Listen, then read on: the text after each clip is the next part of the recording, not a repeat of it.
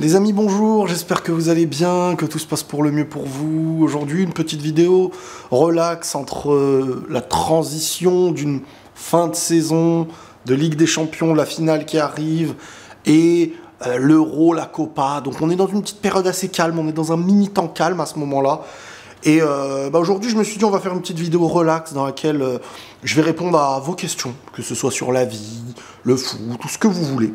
Vous aviez liberté de poser toutes les questions que vous voulez. Donc voilà, je vais essayer de regarder ça et de répondre au plus de questions possibles tout de suite.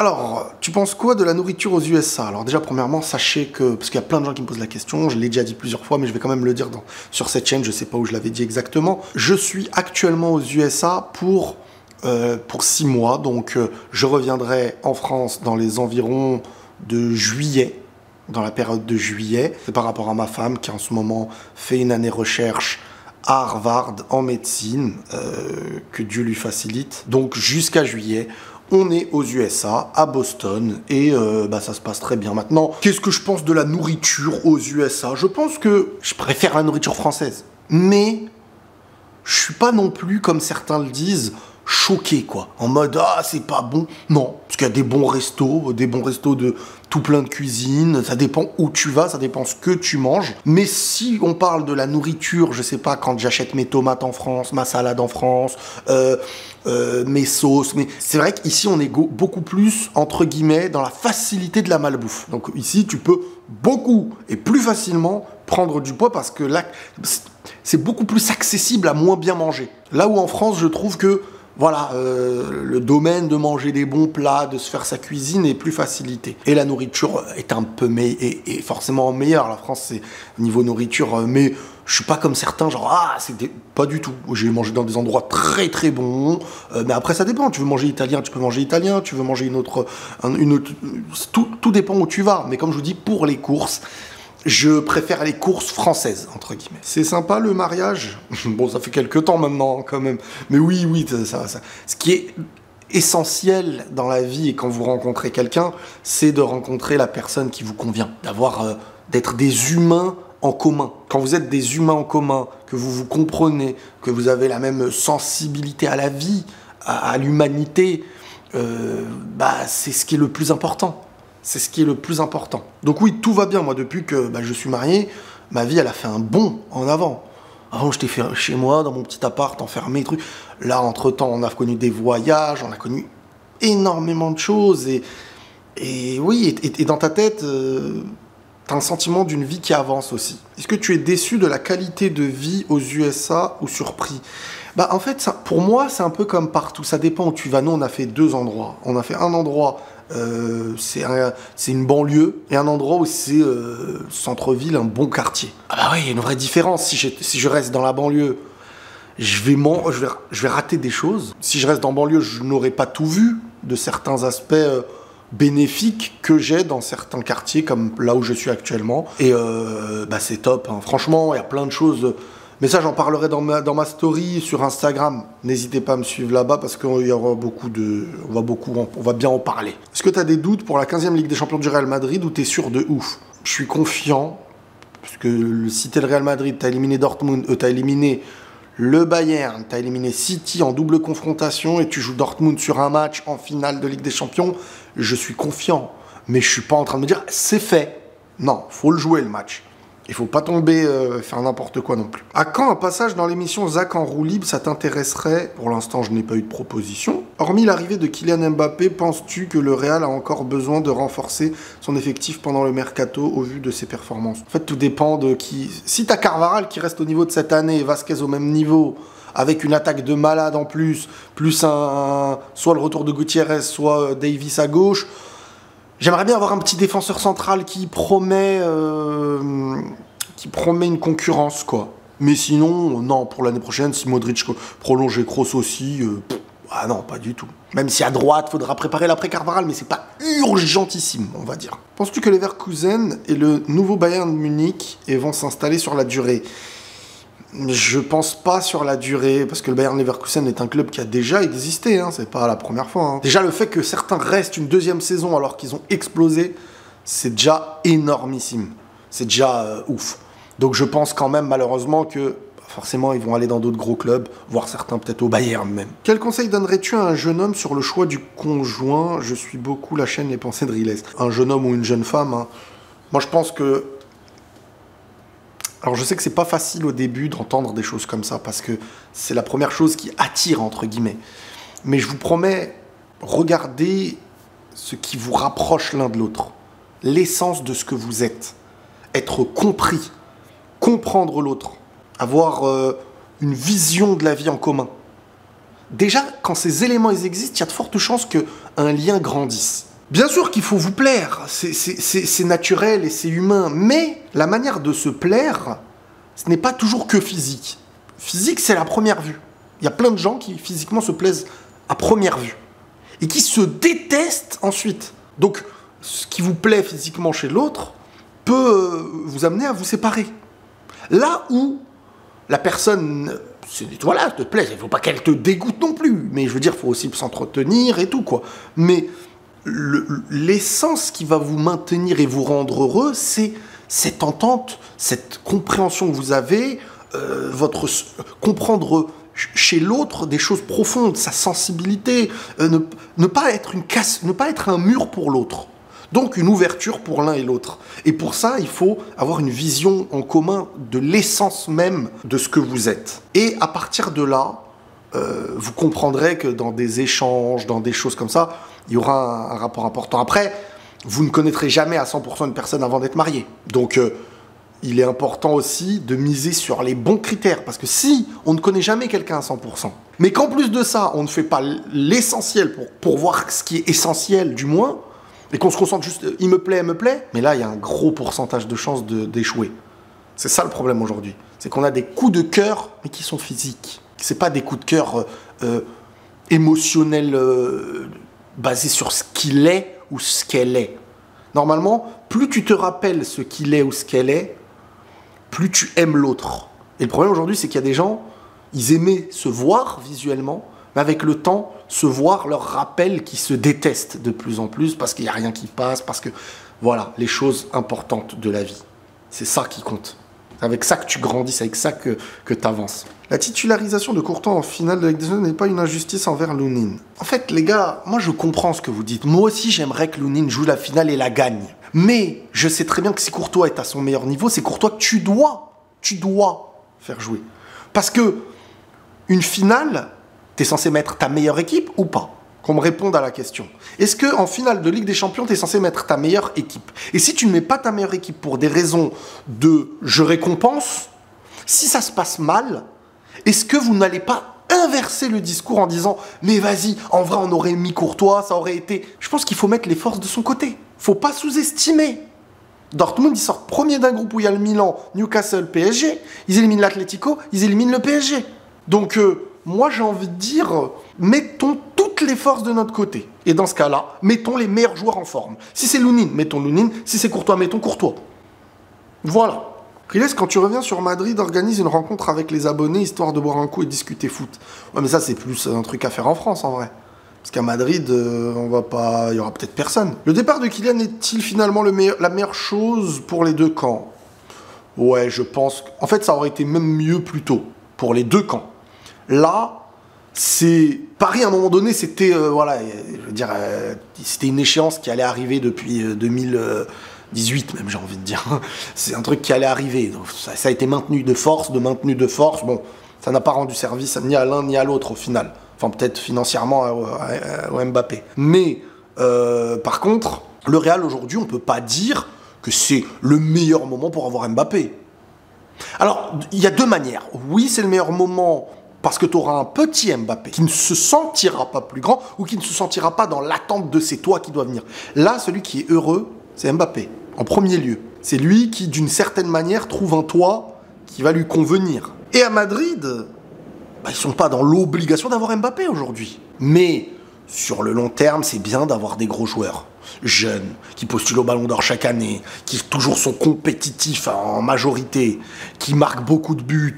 Et voilà, et t'as enfin tous tes postes bloqués, enfin. Et côté Paris, enfin, les supporters doivent se dire aussi, et je le comprends ce truc-là, moi c'est juste que je veux toujours mettre de la nuance dans les choses. Si quelqu'un met de l'extrême là-bas, je vais remettre de l'extrême de l'autre côté. Mais de manière nuancée et intelligente, bien sûr qu'à un moment donné, il faut que Paris se reconstruise sans Mbappé. Parce que ça tourne autour d'Mbappé, et parce que ceci, et parce que cela, c'est saoulant. Je comprends les supporters du PSG. Dans un aspect, je les comprends. Après, dans l'aspect de « ouais, mais il a rien fait, là », bon, après, voilà, ça c'est des débats que j'aime pas. Dans combien de temps tu aimerais fonder une famille? Quels sont tes projets futurs, chaîne et live? Bah, je suis en train de fonder ma famille. Je veux dire, je suis marié, j'avance, on a des projets, on continue d'avancer. Ma chaîne évolue toujours, on fait des vidéos maintenant avec des autres personnes sur la chaîne. J'ai 3 chaînes, même, tout simplement. Plein de contenus différents. Et quand je vais revenir en France, on va ramener beaucoup plus de live, de space, de débats, plein de choses. Des fois, vous êtes ingrats hein, aussi dans les commentaires. Hein. L'autre fois, j'ai fait une vidéo avec Pablo. Ouais, il laisse le son, nanana. Bon, on m'entendait, c'est bon, je suis pas en France. Et combien de personnes qui se baladent, qui vont à l'étranger, essayent de réussir à avoir un matos au minimum de qualité et tout, en faisant un contenu quotidien et tout. Je vois des gens ingrats. Des gens, ils viennent, ouais, mais il laisse le son, franchement, si c'est ça, moi j'ai coupé la vidéo. Même si tu l'as coupé, pourquoi tu viens me le dire? Dire il laisse le son, tu peux être gentil quand tu envoies un message. Moi je vois des gens, des fois je me dis mais je me donne, j'essaie de faire des lives, des trucs, je suis à l'étranger, j'ai pas mon matos, je suis dans une pièce où comment dire, je suis pas dans mon local, je peux pas bosser à n'importe quelle heure, j'essaie vraiment de m'organiser, t'as des gens qui disent ouais mais le son, non, je me dis ah ouais purée les gens ils voient, on dirait ils ont payé 100 € pour voir chaque vidéo des fois. J'aime pas le... Je vais pas dire ingrat, parce qu'en vrai, personne me force à vous faire des vidéos. Mais ingrat dans le sens où certains, et c'est une minorité, mais moi, l'humain, quand je le vois être comme ça, je me dis, aucune paix, quoi. Aucune pensée envers l'autre, aucun recul. Pourquoi tu nous charries autant, les supporters du Barça? Tiens, ça c'est intéressant parce que en ce moment, j'ai vu que ça avait l'air de toucher certaines personnes, vraiment. Moi, en ce moment, je joue le jeu de Twitter, c'est-à-dire que je taquine, mais jamais méchamment. Sous des pages, sous des trucs. Vous me connaissez, dans l'analyse du Barça, j'ai toujours cherché à être objectif. Là, ils sont en dessous. Donc j'en rigole un peu. Tout comme beaucoup se moquaient de moi, j'en rigolais moi-même à l'époque des grands frères. Quand je disais le Barça, c'est les grands frères. Et Messi, c'est Broly. Toujours, je jouais avec ces jeux-là et tout. À l'époque, ça vous faisait marrer. Et j'ai remarqué que sur Twitter, là, il y a plein de gens, une majorité qui jouent le jeu. Hein. Et ça les fait rire et tout. Mais je me dis, est-ce qu'en vrai, je vais continuer à taquiner comme ça? Parce que je vois, il y en a, ça les blesse vraiment, quoi. Je me dis, bon, même si c'est une minorité et tout, je me dis, bon, peut-être en vrai, on va pas taquiner pour rien, quoi. Je veux dire, c'est pas mon intérêt. Surtout que c'est du foot.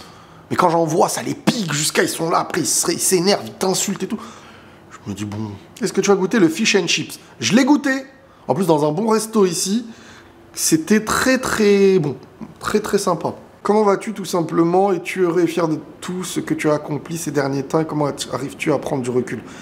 Bah, tu sais, mon frérot, bon, il y a un hélicoptère qui va passer derrière, donc si vous entendez du bruit, c'est normal.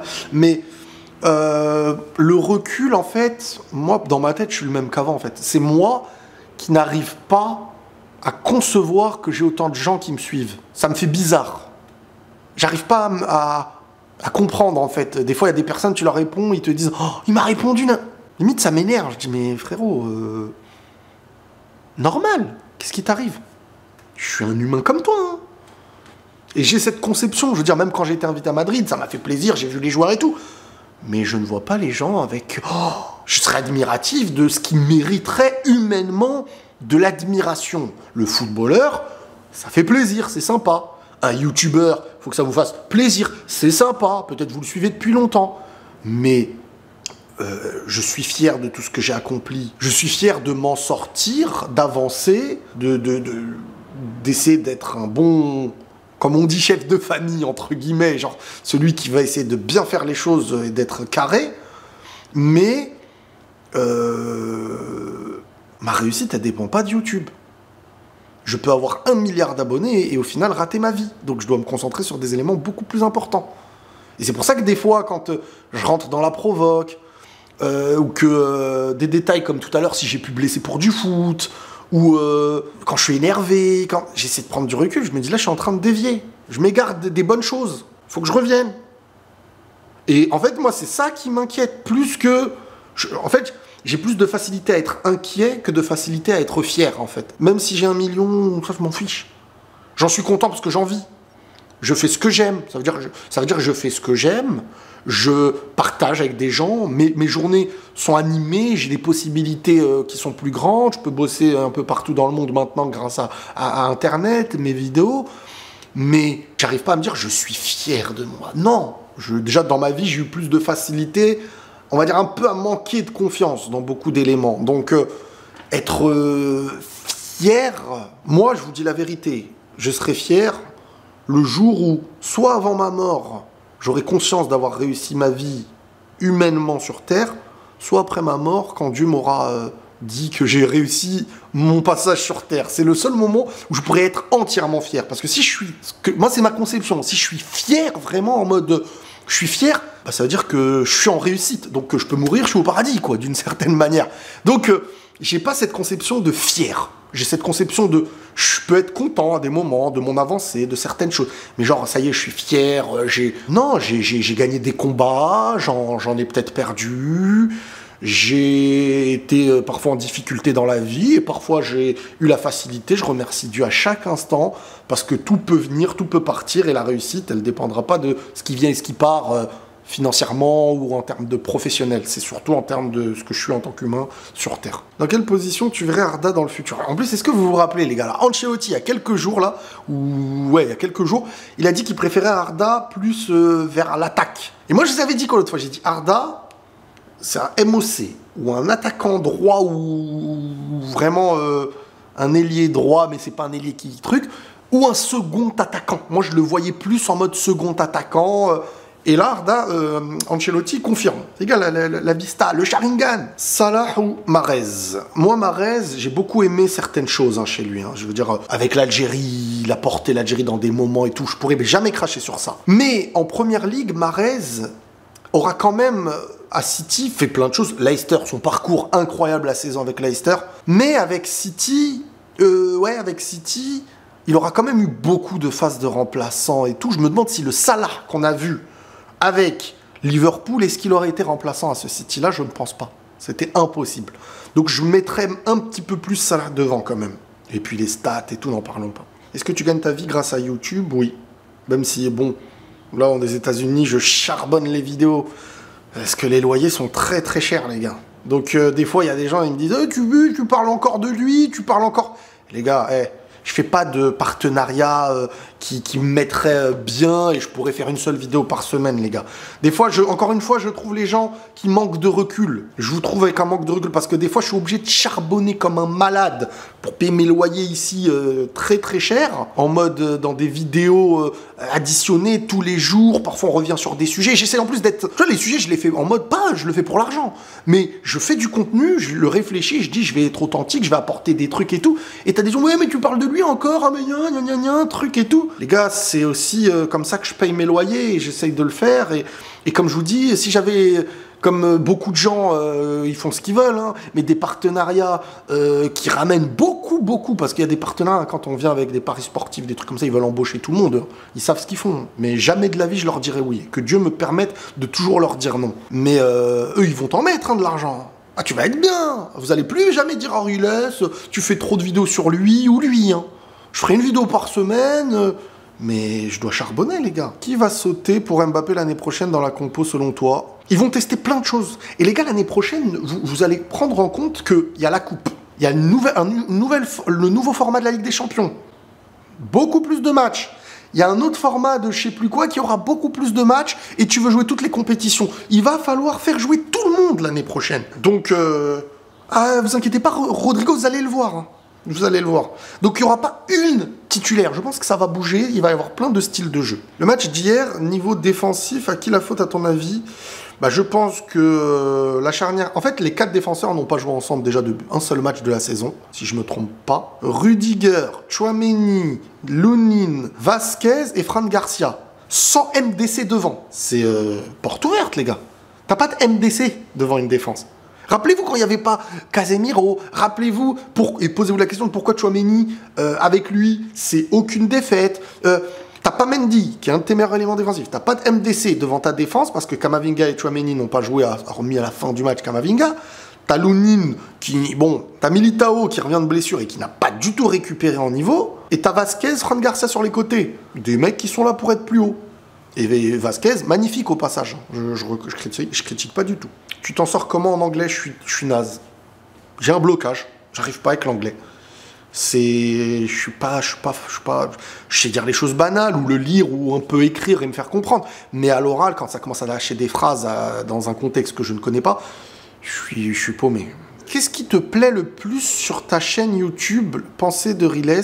Pour moi, on t'apprécie et on te connaît mieux là-bas. Comment ça, qu'est-ce qui me plaît le plus parmi mes vidéos? Ce que j'aime sur les Pensées de Riles, ma chaîne, allez vous abonner hein, s'il faut. Ça fait quelques temps que j'en ai pas fait, mais ça, faut être dans le mood. Hein. Je pense que ce qui me plaît le plus là-bas, c'est le fait de parler de sujets très sérieux et qui sont humains, et je pense qu'il y a un apport profond. C'est pas comme quand on parle de foot. Je veux dire, qu'on soit d'accord avec moi pour du foot, ce que j'apporte à l'autre pour du foot, c'est dans son loisir. Je pense que ce qui est apporté sur les Pensées de Riles, c'est pour essayer d'être dans la réussite de notre vie ici-bas. Voilà, c'est comme ça. Donc pour moi, c'est 10 fois plus important. Pourquoi cette nouvelle ligne éditoriale de mec toxique quand tu sais que tu n'es pas toxique? Parce que tu définis la toxicité qu'à travers ta pensée. Faire des blagues sur Internet, ce n'est pas être toxique. Toxique, c'est quelqu'un qui te bouffe de l'intérieur. Mais maintenant, voilà, comme je vois, il y a des gens, ça peut leur faire ça. Moi, je vais éviter, on va dire, de taquiner et tout pour du foot. Pour moi, le but d'un jeu, c'est d'en rigoler. Mais sans mentir. Vous voyez ce que je veux dire? Faut pas, je vais pas dire, par exemple, Lamine Yamal, il fait une bête de passe D comme le dernier match, j'ai vu le résumé après, donc c'est pour ça que j'ai pas pu faire de débrief. La passe D à Lewandowski, si j'avais fait le débrief du Barça, je vais pas dire la passe de Lamine Yamal, moyen, c'était facile. Non, non, non, magnifique passe D pour Lewandowski, magnifique contrôle poitrine, reprise de Lewandowski. Je mentirais pas, mais je taquine. L'autre fois, pour le Barça, je disais, je parlais des leviers, des trucs, on taquine parce que le Barça ils sont un peu plus en difficulté quand le Real est en difficulté. Mais c'est vrai que ça a l'air de piquer les gens, donc on va se calmer dans ce domaine-là. Bref, voilà les amis, ça fait quand même une bonne petite vidéo, hein, pour une transition, on va dire, entre ce qui nous attend, qui va être intensif. Je veux dire, bon déjà, l'arrivée d'Mbappé au Real. En plus, derrière, il y a un gros camion qui fait du bruit, donc ce sera le meilleur moment pour couper. Et comme je vous dis, entre la Copa, la finale de Ligue des Champions, la Copa América et l'Euro, prenez tous soin de vous, les amis. N'hésitez pas à liker. Vous oubliez beaucoup de liker Rilou. Vous likez tout le monde sauf Rilou. C'est pas grave, c'est pas grave. Prenez tous soin de vous, les amis, et la paix sur vous.